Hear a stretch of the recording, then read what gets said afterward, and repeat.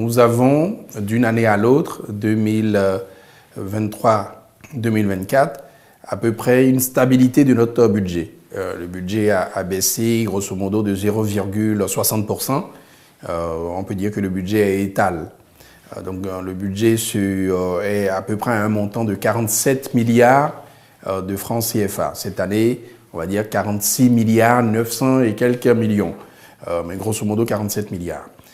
Cela permet de poursuivre évidemment le PAG tourisme, culture et art que nous avons mis en œuvre depuis 2016 avec la composante tourisme, la composante art et culture et la composante pilotage, c'est-à-dire tout ce qui est un peu plus administratif.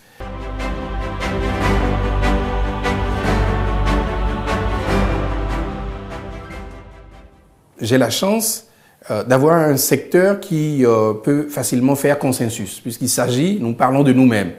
Nous parlons de notre culture, de notre patrimoine, de nos traditions, de nos us. Donc il n'y a pas de sujet de division. Donc c'est plutôt des sujets de curiosité, d'approfondissement.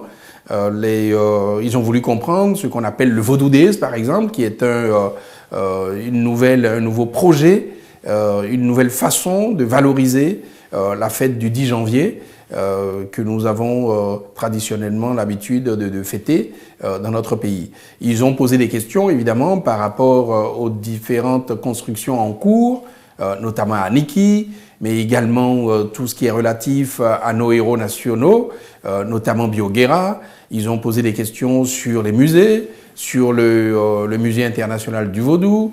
Ils ont posé des questions qui montrent que c'est des sujets d'intérêt pour chacun des députés, quel que soit le bord politique, quelle que soit la sensibilité.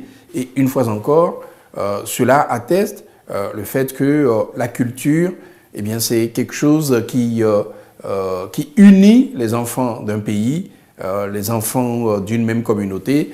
Ça ne divise pas, c'est d'autres choses qui pourraient diviser. Donc nous étions dans un échange, c'est vrai, interactif, mais surtout très constructif de la part des honorables députés.